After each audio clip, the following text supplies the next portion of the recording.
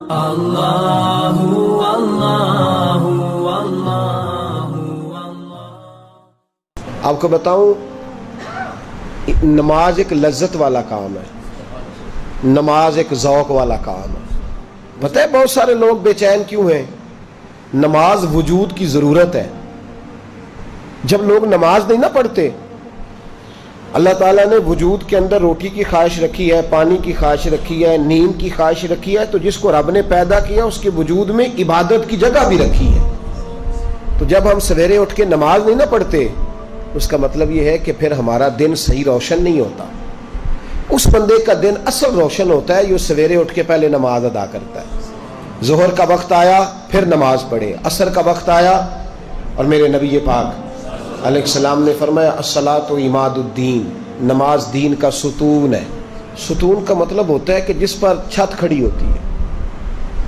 تو دین کی جو عمارت ہے نا، اس کی مضبوطی کب آئے گی؟ جب آپ کو ایک بات بتاؤں، پتہ کی اس کو یاد رکھنا، بے نمازی بندہ جو ہوتا ہے نا، بے نمازی، وہ دنیا کا سب سے بڑا بے وفا ہے اور سب سے بڑا ناشکرا ہے۔ آپ اگر بے نمازی سے وفا کی توقع کریں یا شکر کی توقع کریں کہ وہ کسی کا ساتھ دے گا، تو یہ زیادتی ہے۔ اس لیے کہ جس نے رب کے ساتھ ہی وفا نہیں کی، جس نے ساری نعمتیں دینے والوں کا شکر ادا نہیں کیا، تو وہ تیرا میرا کیسے کرے گا؟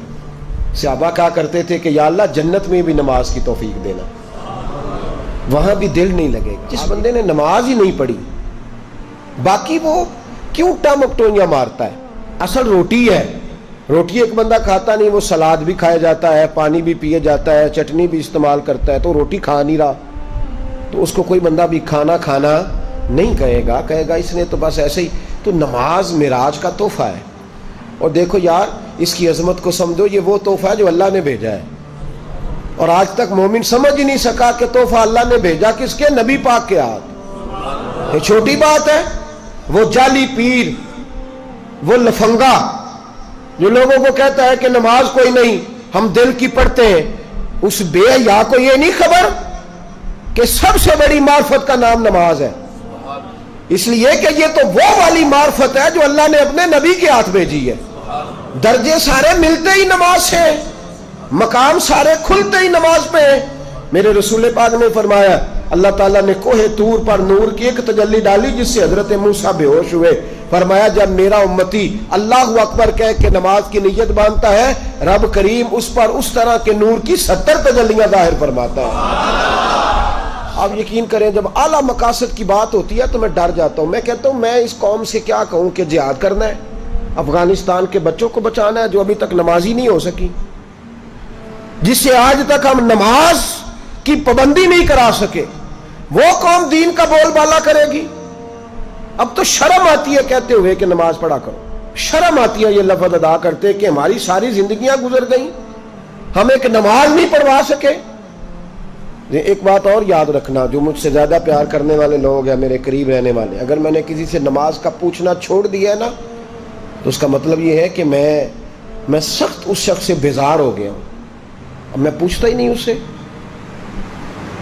کتنا کو بندہ پوچھے؟ جب بہت سارے کام کوئی بندہ چھوڑ جاتا ہے نا، وہ حضرت رومی فرمایا کرتے تھے جب تیرا کوئی محبوب تجھ پہ غصہ کرنا چھوڑ جائے تو پھر سمجھ لینا تیرا اس کا تعلق کمزور ہو گیا۔ جب وہ تیرے اوپر جتنا زیادہ جلال کرتا ہے، اس کا مطلب ہے کہ اس کا تجھ سے پیار اتنا ہی زیادہ ہے، اور جس دن وہ کہہ جائے نا نہیں اس نے نہیں سمجھنا، وہ چپ کر جائے، تو اس دن سمجھ لے کہ تو ناکام ہو گیا، تو محبت میں ہار گیا، خدا را۔ نماز تو حسن ہے دین کا۔ تو کیسے سویا رہتا ہے جب اذان ہو جاتی ہے؟ تجھے کیسے خیال نہیں آتا جب تجھے مسجد؟ تو بتا تو صحیح، اللہ کی دھرتی پہ رہ کے، اس کے آسمان کے نیچے اس کی روٹی کھا کے، پھر وہ جب سزا دیتا ہے نا تو پھر کروڑوں روپیہ دراز میں پڑا ہوتا ہے، پر مالک کہتا ہے بس سوائے دوائی کے کوئی شے نہیں تجھے کھانے دوں گا، کھا کے دکھا، کر جرت، کر ہمت۔ اس وقت خیال آتا ہے پھر لوگ اللہ تعالیٰ معاف کرے ہسپتال کے بیڈ پہ نجتے باندھ کے لیٹے ہوئے، کیا مطلب ہوا؟ جب تیرے پاس موقع تھا، جب تیرے پاس وقت تھا، تب تو نے کیوں نہیں پڑھی؟ بے نمازی اتنا بڑا ظالم ہے کہ وہ اللہ تبارک و تعالیٰ کی ساری نعمتیں کھاتا جاتا ہے، ہڑپ کرتا جاتا ہے، اور اس کے حکم کی پیروی نہیں کرتا۔